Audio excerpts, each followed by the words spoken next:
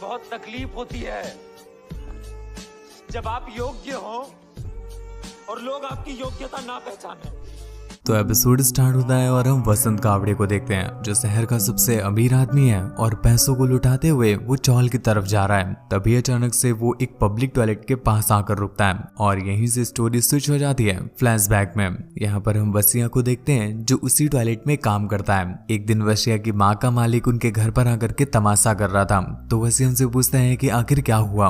वो बताते हैं कि तुम्हारी माँ ने मेरे घर से पैसों की चोरी की है, पर उसकी माँ बोलती है कि मैंने ऐसा कुछ भी नहीं किया है। वसिया ज्यादा मामला बढ़ाना नहीं चाहता था, इसलिए वो अपने पैसे निकाल करके उन्हें दे देता है। और फिर घर के अंदर आने के बाद जब वो अपनी माँ से पूछता है कि आखिर उन्होंने ऐसा क्यों किया, तो वो बताती है कि तेरा जन्मदिन आ रहा था, इस वजह से थोड़े पैसे चुराने पड़े। यहीं पर हम वसिया के पिता को देखते हैं जो बहुत ईमानदार था और शायद इसी वजह से बेरोजगार भी था। आगे हम देखते हैं कि वसिया टॉयलेट में काम करने के साथ साथ एक कोठे में भी हवाला का काम करता है और जो पैसा भी वो कमाता है वो उस कोठे वाली रेशमा को दे देता है, क्योंकि यहाँ की एक लड़की मधु पर वसिया का दिल आ गया है और वो अक्सर उससे मिलने के लिए आता रहता है। आज भी वो उससे मिलने के लिए और उसके लिए कुछ खाने को लेकर आया है। वो मधु को हमेशा कहता है कि वो एक दिन उसे यहाँ से बाहर निकाल कर रहेगा, पर मधु को ऐसी किसी भी चीज पर भरोसा ही नहीं है। तो वो उससे कहती है कि तुम सपने देखना बंद करो। इतने में ही वसिया का टाइम खत्म हो जाता है तो उसे वहां से बाहर जाना पड़ता है। उसके जाते ही हम सेट्टी को देखते हैं जो यहाँ का पॉलिटिकल नेता होता है और वो जब कभी भी यहाँ पर आता है उसे हमेशा मधु ही चाहिए होती है। इसी वजह से सिट्टी और वसिया एक दूसरे को देखना तक पसंद नहीं करते।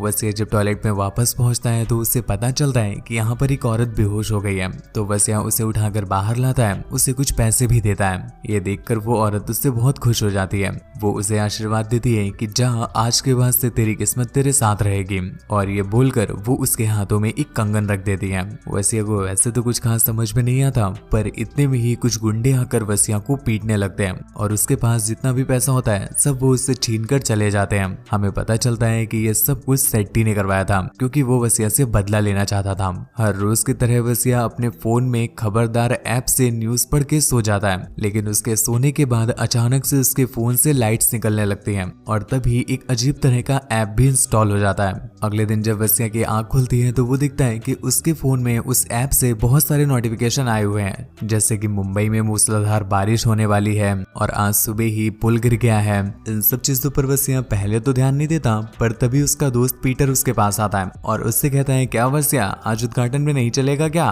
जिस पर वसिया उससे कहता है यार उद्घाटन तो हो चुका है, अभी अभी उसने न्यूज में पढ़ा है। पर पीटर ने उससे कहा क्या वसिया, सुबह सुबह ही चढ़ा ली क्या? अभी कहाँ उद्घाटन हो जाएगा, चल जल्दी। वो लोग जब उद्घाटन में गए होते हैं कि तभी अचानक से पुल गिर जाता है और इतने में ही मूसलाधार बारिश भी होनी स्टार्ट हो जाती है। अब जाकर वसिया को समझ में आ जाता है कि आखिर ये सब चल क्या रहा है। दुनिया में कुछ भी होने वाला होता है इसकी खबर वसिया को पहले ही चल जाती है और ये मैसेज सिर्फ उसे ही दिखाई देते हैं और किसी को नहीं। वसिया ये बात मधु को, पीटर को, दुकान वाले भैया को बताने की कोशिश करता है, पर कोई भी उसकी बातों पर बिलीव नहीं करता। उन्हें विश्वास दिलाने के लिए वसिया उन्हें बताता है कि अभी अभी लाइव टीवी में मनीष घोसले नाम का एक आदमी करोड़पति बनेगा। जिसके बाद वसिया उसकी वाइफ को सही आंसर बता देता है, पर इसके बदले वो 30 लाख रुपए मांगता है। फॉर्चुनेटली वसिया का आंसर सही था और वो लोग 1 करोड़ रुपए जीत जाते हैं। वसिया ये देखकर बहुत खुश होता है और मधु को जाकर बताता है कि वो बहुत जल्दी ही उसे यहाँ से छुड़ाने वाला है। फिर वो अपनी माँ को भी विश्वास दिलाता है कि बहुत जल्दी ही उनके अच्छे दिन आने वाले हैं।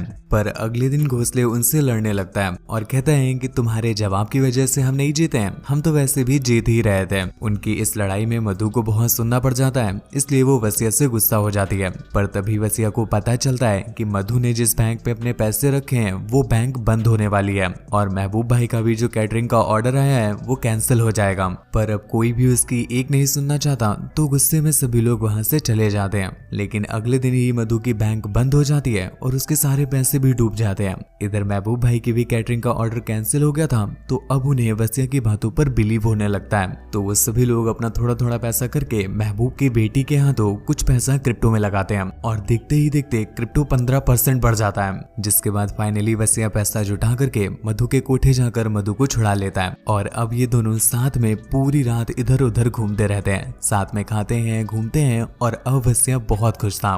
उधर शेट्टी को जब पता चलता है कि मधु अब उसे कभी नहीं मिलेगी क्योंकि वसिया उसे खरीद ले गया है, तो शेट्टी गुस्से से भर जाता है। इधर वसिया और उसके साथी काफी परेशान होते हैं कि आखिर वो पैसा कैसे कमाए, और तभी उन्हें सट्टे का ध्यान आता है क्योंकि T20 वर्ल्ड कप भी आने वाला है, तो सट्टे से वो अच्छा पैसा कमा सकते हैं। कुछ ही देर में मैच भी स्टार्ट हो जाता है और मैच के साथ बोली लगना भी स्टार्ट हो जाती है। वसिया किसी तरह से थोड़ा सा पैसा इंतजाम करके सट्टे में लगा देता है और मैच का रिजल्ट तो उसे पहले से ही पता था, तो वो सट्टा जीत भी जाता है। वसिया को समझ में आ गया था कि वो पैसा कैसे कमा सकता है। वो हर रोज ही अब सट्टा लगाना स्टार्ट कर देता है और वो कोई भी सट्टा नहीं हारता था और बस बहुत ही कम समय में वो बहुत सारा पैसा कमा लेता है। अब वसिया अपने सारे शौक भी पूरे करने लगता है, महंगे महंगे कपड़े भी पहनने लगता है, महंगी महंगी जगहों में भी घूमने लगता है। एक तरह से तो वसिया के अब दिन ही बदल गए थे। हालांकि वो अपने माँ बाबा के लिए भी बहुत सारे कपड़े लेकर आता है, पर उसके बाबा जो काफी ईमानदार थे, तो वो सट्टे का पैसा नहीं ले सकते थे,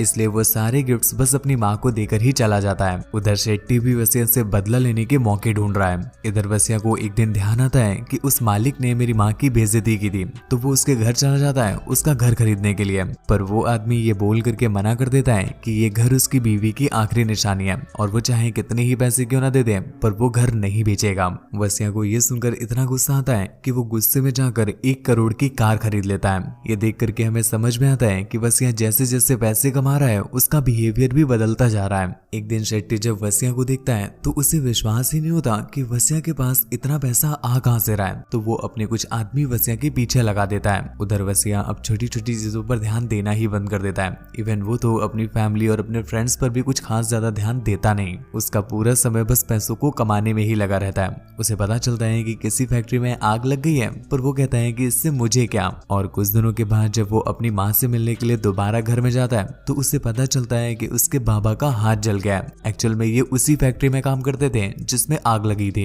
ये जानकर वसिया को बुरा तो लगता है, पर पैसों के अहंकार में अब उसे अपने पिता की बात भी कड़वी लगने लगती है।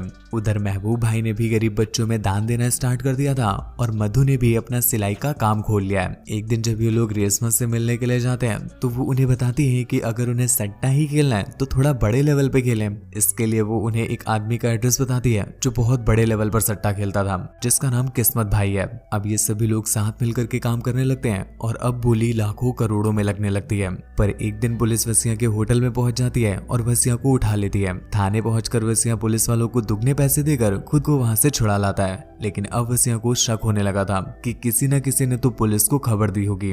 यहाँ पर हमें पता चलता है कि शेट्टी ने पुलिस को खबर दी थी, पर वसिया को यह लगता है कि शायद उसकी टीम में ही कोई गद्दार है। मधु वसिया को समझाने की कोशिश करती है कि वो हम लोगों पर बेवजह ही शक कर रहा है, पर पैसों के घमंड में चूर वसिया तो अब किसी की बात भी नहीं सुनता है। वसिया बहुत समय से अपने पिता को मनाने की कोशिश कर रहा है, पर वो उसकी बात ही नहीं सुनते। इसलिए गुस्से में वसिया बस अपनी माँ को लेकर ही अपने होटल में आ जाता है और अपने पिता को वैसे ही चौल में छोड़ देता है। इधर मधु को भी अपना बिजनेस बढ़ाना था, तो वो लोग एड शूट के लिए एक हीरोइन के पास जाते हैं जिसका नाम सुहाना था। पर यहाँ पर वसिया जब सुहाना को देखता है तो वो उसकी तरफ आकर्षित होने लगता है। इधर शेट्टी तो रुकने का नाम ही नहीं ले रहा था और उसने तो इस बार इनकम टैक्स ऑफिसर्स को वसिया के बारे में बता दिया है। एक दिन वसिया जब मधु के पास शादी के लिए पूछने जाता है कि तभी उसे शेट्टी का कॉल आता है और शेट्टी उसे बताता है कि वो उसे एक्सपोज करके ही मानेगा। ये बात सुनकर वसिया समझ जाता है कि इन सब चीजों के पीछे शेट्टी ही था, तो वो अलर्ट हो जाता है। कुछ दिनों के बाद उनका एक सेमीफाइनल का मैच था जो उनके लिए बहुत इंपॉर्टेंट था,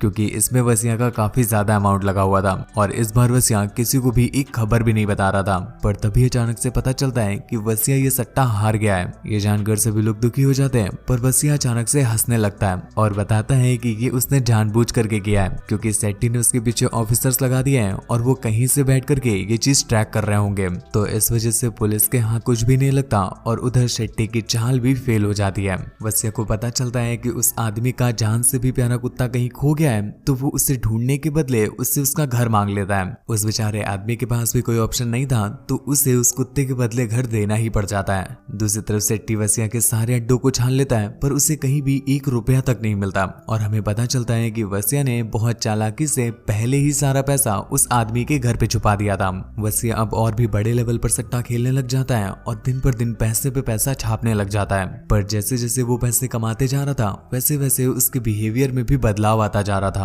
अब वसिया ने अपना नाम बदल करके वरदान रख दिया है, या कुछ लोग उसे वसंत गावड़े नाम से भी जानते हैं। ये नाम भी उसने खुद को ही दिया था और अब वो अपने आप को भगवान समझने लगा है। वो अपने आगे किसी को कुछ भी नहीं समझता है। इसी चलते एक दिन जब न्यू ईयर की ईव होती है कि तभी उसके फोन में एक मैसेज आता है जिसमें लिखा हुआ था कि मधु और सेट्टी के बारे में सबको पता चलने वाला है। ये बात जानकर वो तुरंत ही मधु के पास पहुंचता है और उससे पता चलता है कि पार्टी में शेट्टी भी आया हुआ है। वसिया को ये देखकर गुस्सा आ जाता है कि शेट्टी उसकी पार्टी में कर क्या रहा है। तभी शेट्टी उसे उसके पिता को दिखाता है जो उसके जूते साफ कर रहे थे। ये देखकर वसिया को बहुत बुरा लगता है पर वो कुछ कर भी नहीं सकता था। वसिया को अब एक बात समझ में आ चुकी है कि पैसा तो उसने बहुत कमा लिया है पर फिर भी उसके हाथ में कुछ भी नहीं है। वो अपने पिता को इस तरह से बेइज्जत होने से नहीं बचा पाया तो ये सारा पैसा किस काम का है। इस वजह से उसकी मधु से भी लड़ाई हो जाती है और मधु उससे झगड़ा करके वापस कोठे में चली जाती है। पार्टी भी बुरी तरह से खराब हो गई है तो सभी लोग वापस चले जाते हैं। उनके जाने के बाद वसिया की माँ उसके पास आकर बैठती है और उससे बताती है कि मुझे ऐसा लग रहा है कि तेरा वरदान अब तेरे लिए शाप बनता जा रहा है। जिसके बाद वो अपनी कार लेकर के जोरों से निकल जाता है और ये वही सीन है जो हमने मूवी की स्टार्टिंग में देखी थी। वो अपने पिता से मिलने के लिए चौल में जाता है और यहाँ पर उसे एक बात समझ में आती है कि वो एक बार फिर से अर्श से फर्श पर आ गिरा है। और तभी उसके फोन में एक और नोटिफिकेशन आता है जिसमें लिखा हुआ था मुंबई के उद्योगपति वसंत गावड़े की हत्या हो गई है। ये बात सुनकर वसिया बिल्कुल शॉक रह जाता है और इसी के साथ ये सीरीज यहीं पर एंड हो जाती है। तो दोस्तों आपको सीरीज कैसे लगी नीचे कमेंट करके जरूर बताना। और हाँ, दुनिया भर की ऐसी ही इंटरेस्टिंग मूवीज को देखने के लिए या उनकी कहानी सुनने के लिए आप हमारे चैनल को सब्सक्राइब करना बिल्कुल भी ना भूलें। नीचे लाल कलर के सब्सक्राइब बटन को प्रेस करके घंटी को दबा लीजिएगा। मुझसे बात वगैरह करनी हो या मुझे देखना चाहते हैं तो आप इंस्टाग्राम पर आ सकते हैं। और हाँ, आपसे रिक्वेस्ट करूंगा कि वीडियो को प्लीज एक लाइक कर दीजिएगा क्योंकि ये बात तो आप भी समझते होंगे कि वीडियो बनाने में हमें कितनी मेहनत लगती है, पर आपको लाइक करने में बस 1 सेकेंड ही लगने वाला है, तो प्लीज कर दीजिएगा।